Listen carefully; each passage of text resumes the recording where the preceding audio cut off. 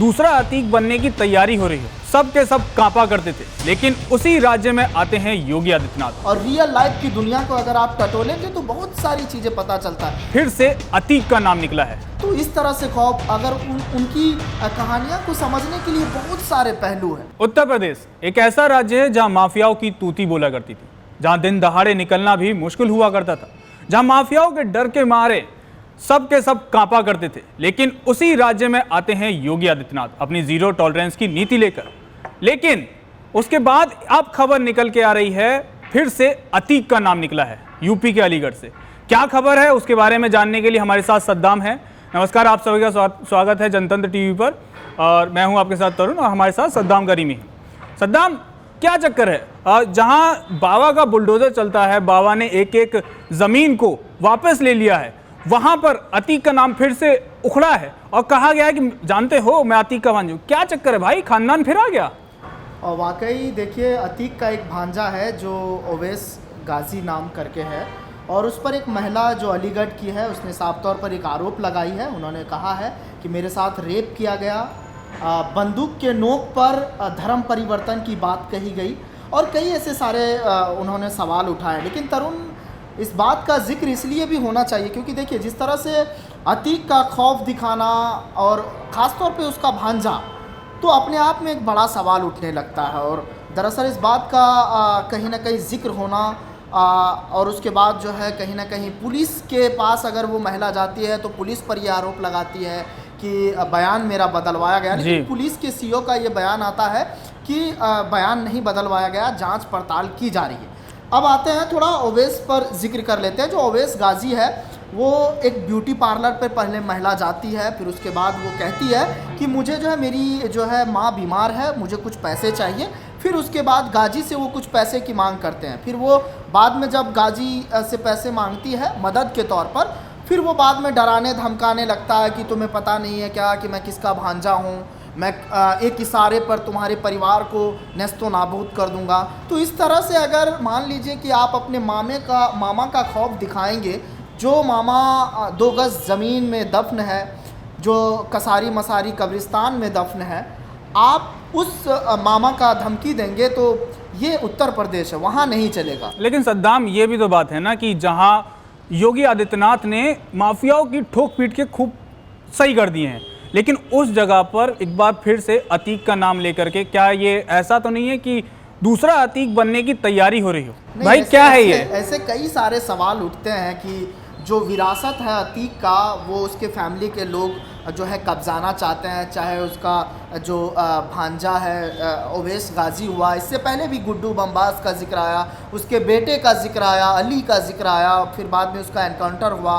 फिर उसके बाद जो है अतीक के बीवी शाइस्ता पर यह इल्ज़ाम लगा कि क्या वो अतीक के जाने के बाद जो क्राइम कुंडली का जो विरासत है, क्या शाइस्ता संभालेगी। इसको लेकर भी तरह तरह की बातें की गई। लेकिन उसका भांजा वाकई में अगर ये मामा का खौफ दिखाता है तो उत्तर प्रदेश में ऐसा चलेगा तो नहीं तरुण, क्योंकि देखिए, इससे पहले भी जो अतीक का बेटा है वो एक शादी समारोह में जाता है, वहाँ पर एक रील बनाता है।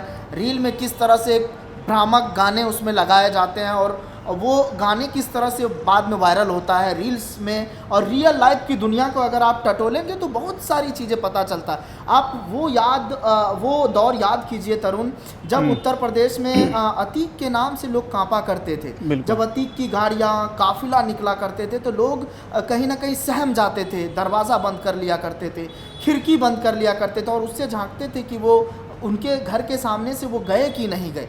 तो इस तरह से खौफ, अगर उनकी कहानियाँ को समझने के लिए बहुत सारे पहलू हैं। लेकिन जिस तरह से उनका भांजा धमकी दे रहा है, खौफ दिखा रहा है, और महिला का जिस तरह से आरोप है कि रेप किया गया मेरे साथ, ये तो जांच का विषय है। पुलिस इस पर जांच कर भी रही है, सीओ का बयान भी आया है। कई ऐसे सारे पहलू हैं जिस पर जिक्र। अच्छा, ये भी कहा गया है कि पैसे वगैरह लेके गया था वो उधार 5 लाख रुपए के लगभग। तो जैसे आपने अभी जिक्र किया, आपने शाइस्ता का जिक्र कर ही दिया है, आपने इतनी रिपोर्टिंग की उस पर, तो हमारे दर्शकों को बताइए ज़रा कि शाइस्ता कहाँ है भाई, दिखाई नहीं देती। शाइस्ता पुलिस के गिरफ्त से बाहर है अभी फ़िलहाल, जो चीज़ें सामने आ रही है। और जो मोस्ट वांटेड की लिस्ट से गायब है शाइस्ता। यानी आप ऐसे समझ सकते हैं आसान भाषा में कि पुलिस के निगाहों से ओझल है, पुलिस के फाइल से वो कहीं ना कहीं दूर है, गिरफ्त से दूर है, गिरफ्तारी से दूर है, और पुलिस को इस पर कहीं ना कहीं जो है इसको लेकर तहकीकात करनी चाहिए। आप इससे पहले अगर आप देखेंगे तो कई सारे उस पर लोकेशन मिला, अलग अलग जगह से लोकेशन मिला, कभी बंगाल से लोकेशन मिलता है, कभी प्रयागराज में कहा जाता है कि प्रयागराज में ही कहीं छुपी हुई है, कभी ये होता है कि मस्जिद में छुपी हुई है, फिर उसके बाद प्रयागराज में छुपी होती है तो फिर कहा यह जाता है कि शाइस्ता जब मस्जिद से ऐलान होता है तो शाइस्ता फरार हो जाती है। तो इस तरह से घटनाएं और इस तरह से खबरें सामने आई, लेकिन शाइस्ता अभी पुलिस के निगाहों से ओझल है। पुलिस उस पर कहीं ना कहीं जांच कर रही है और वो पूरी कोशिश कर रही है कि शाइस्ता को गिरफ्तार किया जाए। लेकिन सबसे जो महत्वपूर्ण बातें हैं तरुण, वो ये है कि पुलिस जो मोस्ट वांटेड की लिस्ट में यूपी पुलिस जो उसमें नाम था, 50 लाख का जुर्माना लगा हुआ था कि जो मतलब उस लिस्ट से अभी बाहर है।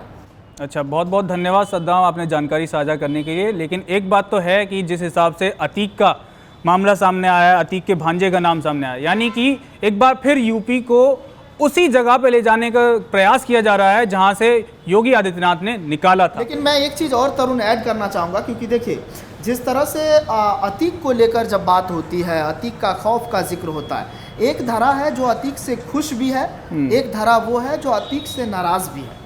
लेकिन अगर आप वहाँ प्रयागराज में जाएंगे, आप उस अतीत के पन्ने को आप पलटेंगे, अतीक के बारे में जानने की कोशिश करेंगे, तो वहाँ के लोग जो ग्रामीण हैं वो कहते हैं कि अतीक मसीहा भी थे, अतीक गुंडा भी थे, अतीक भी जो है जो गरीब तबके के लोग होते थे उनकी बच्ची का शादियाँ भी कराते थे, लेकिन वो दूसरी तरफ वो जो अमीर लोग होते थे उनसे वो छीना झपटी भी करते थे। तो ऐसे कई सारी चीज़ें हैं जिसको लेकर बातचीत होती है। लेकिन सद्दाम, अगर ये जैसे आपने जिक्र किया कि शादियां करवाते थे या ये सब काम करा करते थे, अगर आप ये काम करते हैं और आप एक गुनाह करते हो, गुनाह एक हो चाहे 10 हो, गुनाह गुनाह होता है, चाहे छोटा हो बड़ा हो। हाँ। आप फिर चाहे कितने ही पुण्य के काम कर लीजिए, आप गुनहगार तो रहेंगे ना। अब इसका मतलब ये तो नहीं है कि आपने एक गुनाह कर दिया और आप दुनिया भर के पुण्य कर रहे हैं तो आप गुनहगार नहीं हैं, गुनहगार तो रहेंगे ना। ठीक है, देखिए कोर्ट में मामला है, अब तो वो कसारी मसारी कब्रिस्तान में दफन है और अदालत ने जो भी फैसला सुनाया, कई मामलों में उन्हें जो है सज़ा मिली, वो काटे भी कई सालों जेल में रहे, साबरमती जेल में बंद रहे जहाँ लॉरेंस बंद है। उसके बाद जो है फिर पंजाब के आपको क्या लगता है कि जहाँ से अतीक बंद रहे वहीं से साम्राज्य लॉरेंस का और बढ़ता दिखाई दे रहा है? हाँ, कि दाऊद तक का पहुँचने का बात होती है कि भाई दाऊद को खदेड़ देगा। लॉरेंस का सिंडिकेट अलग है, अतीक का अलग था। अतीक जो है माफिया थे, वो जमीन भू माफिया कहा जाता था, जमीन को लेकर भी उन पर आरोप लगा। आप उमेश पाल अभी हाल ही में योगी आदित्यनाथ ने उनसे निकाली है जमीन। बिल्कुल बिल्कुल, उस पर गरीबों का जो है आशियाना बनाया जा रहा है।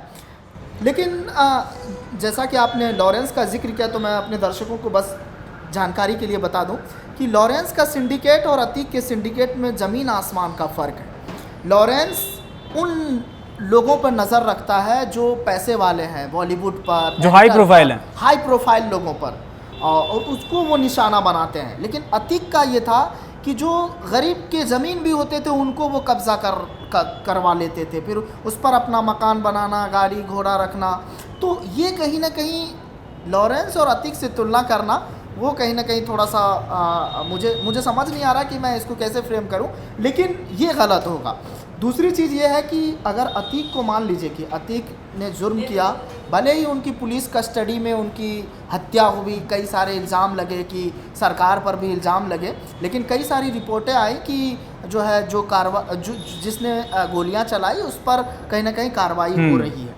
दूसरी तरफ यह है कि गुड्डू बमबाज जो उसका अतीक का सिंडिकेट था, उसके बाद जो है गुड्डू बमबाज किस तरह से अतीक के साथ मिलकर बड़े बड़े रसूख को इकट्ठा करके फिर उसके बाद जो है किस तरह से वो इस बिजनेस को आगे बढ़ाया। फिर अतीक का साला, अतीक के भाई जो थे जिनके साथ में उनको गोली मार दिया गया। तो एक बात बताइए ना कि अतीक के साले हो, भाई हो, अब मामा, भाई खानदान में चल क्या रहा है, सबको अतीक भांजा- बनना है। भांजे का जिक्र जो आप कर रहे हैं वाकई देखिए, भांजा जिसका जिक्र मैंने भी किया है शुरुआत में ही कि भांजा अगर ये मामा का खौफ दिखा रहा है तो वो उत्तर प्रदेश में तो नहीं चलेगा। वो इसलिए क्योंकि योगी आदित्यनाथ है, वहाँ पुलिस प्रशासन मुस्तैद है, वहाँ पर परिंदे भी पर नहीं मार सकता है तरुण।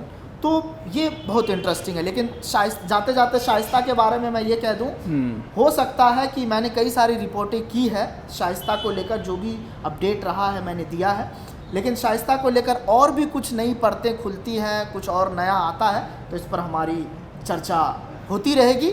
हमारे साथ सहयोगी तरुण है, बाकी अपडेट आप दीजिए।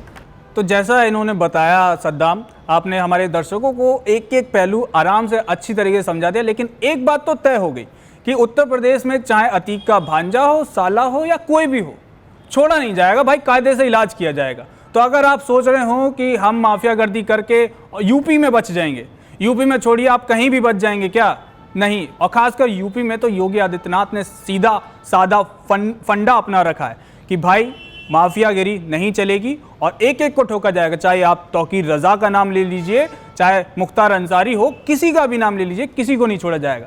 बहरहाल आज की हमारे जो डिस्कशन था, इसको लेकर के आपका क्या सोचना है, अपनी राय हमें कमेंट सेक्शन में ज़रूर दें।